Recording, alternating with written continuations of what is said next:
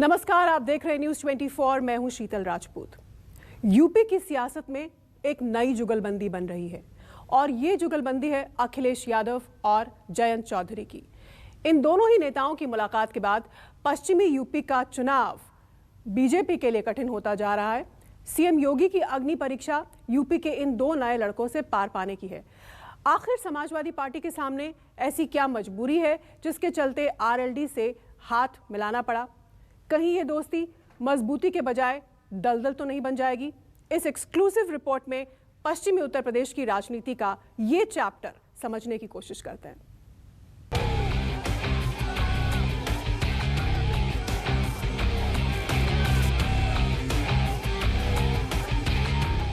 माननीय जयंत चौधरी जी माननीय अखिलेश यादव जी से मुलाकात करते हैं तब भारतीय जनता पार्टी पहले बौखलाई थी, अब पगला गई है।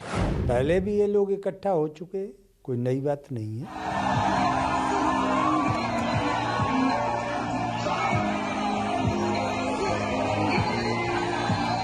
अगर साइकिल के दो पहिए हैं तो हम और राहुल जी यहाँ बैठे हुए दो पहिए हैं, बन करके तेजी से आगे बढ़ाएंगे चीजों को।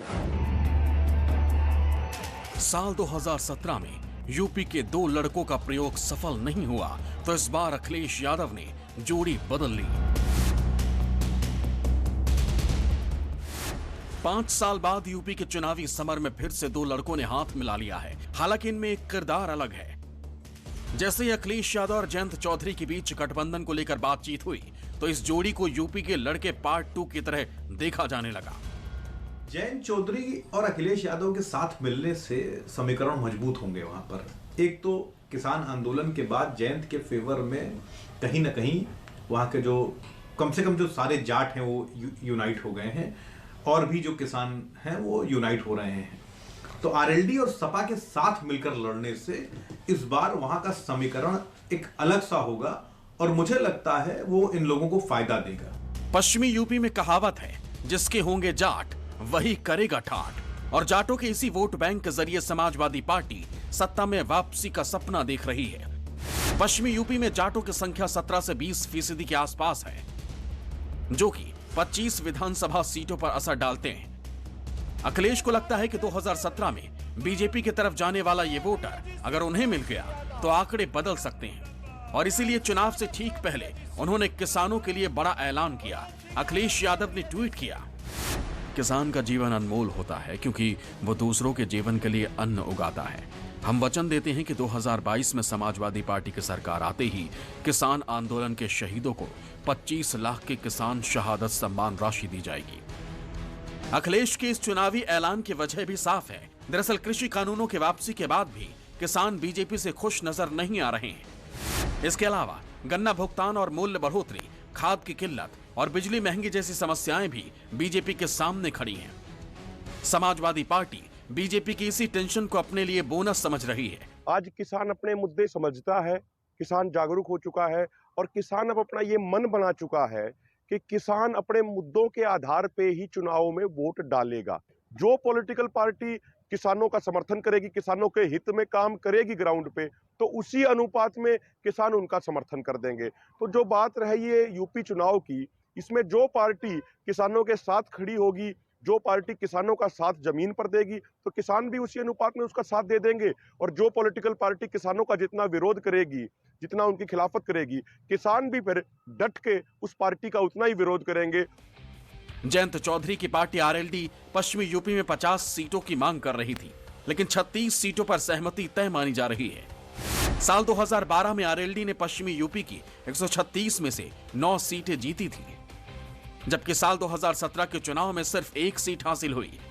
वहीं समाजवादी पार्टी ने 2012 में पश्चिमी यूपी की 58 सीटों पर कब्जा किया, मगर 2017 में यह आंकड़ा आधे से भी ज्यादा घटकर 27 पर जाकर रुक गया।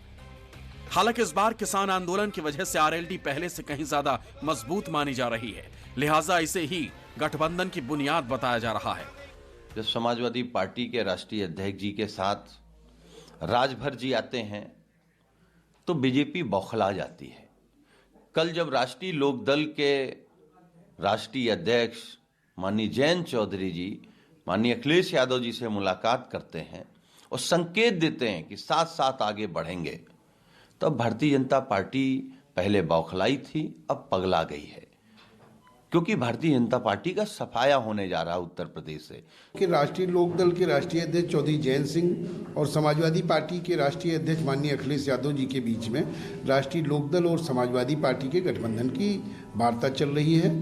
दोनों लोगों ने के बीच में ही बातें हैं। दोनों लोग इस बात को तय कर रहे हैं कि उत्तर प्रदेश में भारतीय जनता पार्टी को कैसे हराया जाए, भारतीय जनता पार्टी की सरकार को कैसे बदला जाए। दोनों मिल करके बदलाव की तरफ हैं।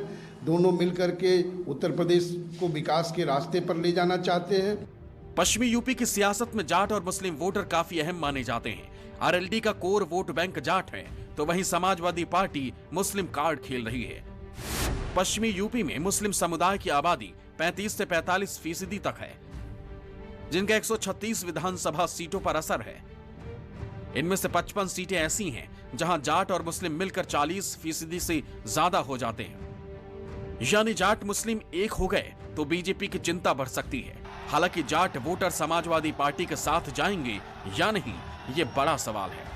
वहां के जो कॉम्बिनेशन है, ये बात ठीक है कि 17 के इलेक्शन में पोलराइजेशन की वजह से एक मेजॉरिटी जो शिफ्ट था गुर्जरों का, सैनियों का, राजपूतों का, वो शिफ्ट कर गया था भाजपा की तरफ। जो समीकरण अब फिलहाल बनकर तैयार हो रहा है वो है मुसलमानों का, यादवों का और जाटों का।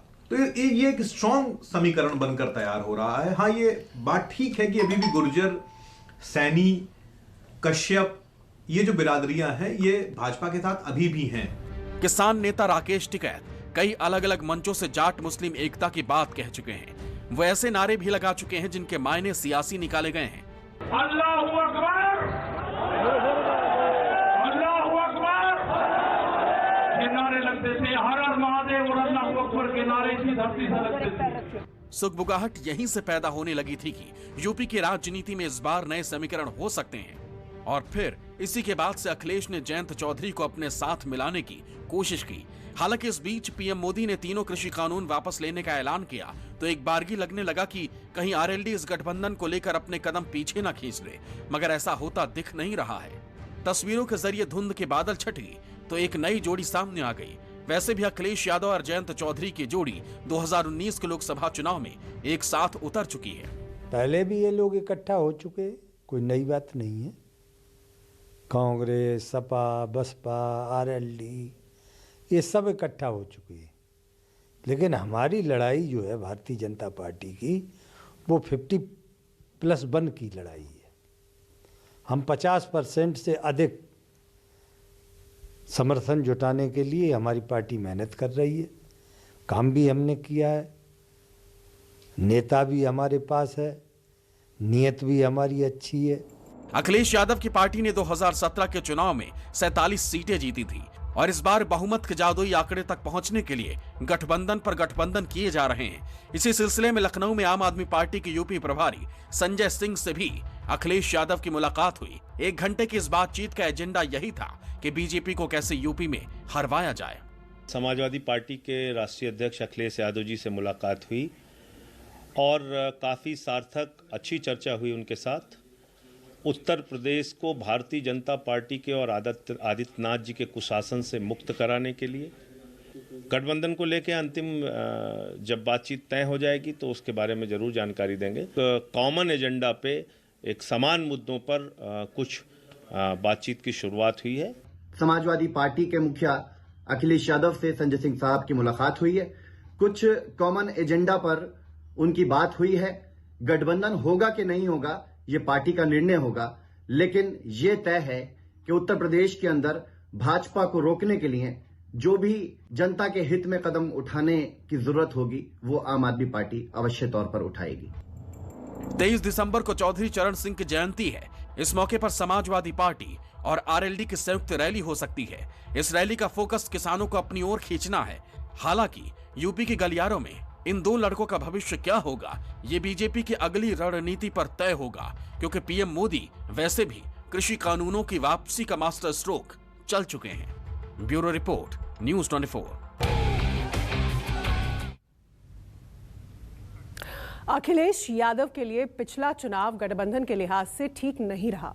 हालांकि इस बार हालात बदले हुए दिख रहे हैं। अखिलेश छोटी छोटी पार्टियों से इसलिए हाथ मिला रहे हैं ताकि उन इलाकों में अपना दबदबा बना सके जहां पिछली बार बीजेपी ने जीत हासिल की थी। सिर्फ पश्चिमी यूपी नहीं, पूर्वांचल में भी अखिलेश यादव इसी गणित के आसरे हैं।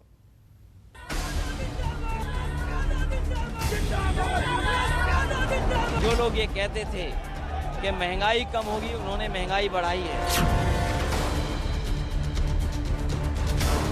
आने वाले समय में परिवर्तन होना तय है और बदलाव होके रहेगा। पश्चिमी उत्तर प्रदेश में राष्ट्रीय लोकदल और पूर्वांचल में सुहेल देव भारतीय समाजवादी पार्टी के बाद अपना दल के ये अखिलेश यादव के वो नए साथी हैं जो 2017 में उनके साथ नहीं थे। समाजवादी पार्टी ने बुधवार को अपना दल के गुट के साथ गठबंधन का ऐलान किया। इस सिलसिले में कृष्णा पटेल ने अखिलेश यादव से मुलाकात की। यूपी में दो अपना दल हैं, एक है केंद्रीय राज्य मंत्री अनुप्रिया पटेल का, तो दूसरा उनकी मां कृष्णा पटेल का। सियासी वर्चस्व की जंग में मां और बेटी के रास्ते अलग अलग हो गए और ये दूरियां आज भी बरकरार हैं। अपना दल एस बीजेपी के साथ है तो अपना दल के ने समाजवादी पार्टी से हाथ मिला लिया है। बताया जा रहा है कि इस गठबंधन के बीच सीटों के बंटवारे को लेकर के भी सहमति बन गई है। अखिलेश भले ही इस गठबंधन के जरिए पूर्वांचल में कुर्मी वोटर में सेंध लगाने के ख्वाब पाले हों, लेकिन एक सच ये भी है कि 2017 के चुनाव में कृष्णा पटेल का अपना दल एक भी सीट नहीं जीत पाया था। उसके उम्मीदवारों को 1% वोट भी नहीं मिला था। हालांकि अखिलेश ने सुहेल देव भारतीय समाज पार्टी के ओम प्रकाश राजभर को मिलाकर बीजेपी का गणित बिगाड़ने की कोशिश की है। उत्तर प्रदेश में राजभर समुदाय की आबादी 3 से 4% है, जो कि पूर्वांचल की 25 से 30 विधानसभा सीटों पर प्रभाव रखती है।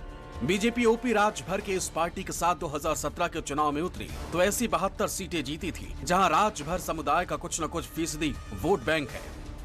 2017 के यूपी चुनाव में ओपी राजभर की पार्टी सुहेल देव भारतीय समाज पार्टी ने 8 सीटों पर चुनाव लड़ा, जिसमें 4 पर जीत हासिल की थी।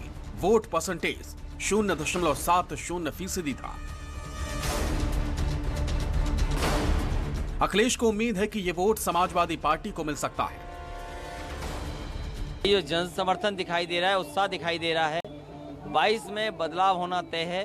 यही बेरोजगार बदलाव लाएंगे, यही नौजवान क्रांति लाएंगे, यही नौजवान नई सरकार बनवाएंगे, क्योंकि भारतीय जनता पार्टी ने हर वर्ग के साथ धोखा किया है, चाहे वो किसान हो, चाहे नौजवान हो, चाहे व्यापारी हो। सूत्रों के मुताबिक एंटी बीजेपी मोर्चा के लिए अखिलेश यादव ने AIMIM के असदुद्दीन ओवैसी का मन भी टटोलना शुरू कर दिया है। नमस्कार, मैं हूं मानक गुप्ता। अगर आपको हमारा ये वीडियो पसंद आया हो तो इसे लाइक और शेयर जरूर करें और हाँ, हमें सब्सक्राइब और फॉलो करना ना भूलें ताकि आप देश और दुनिया की कोई खबर मिस ना करें। तो जुड़े रहिए हमारे साथ और देखते रहिए News 24।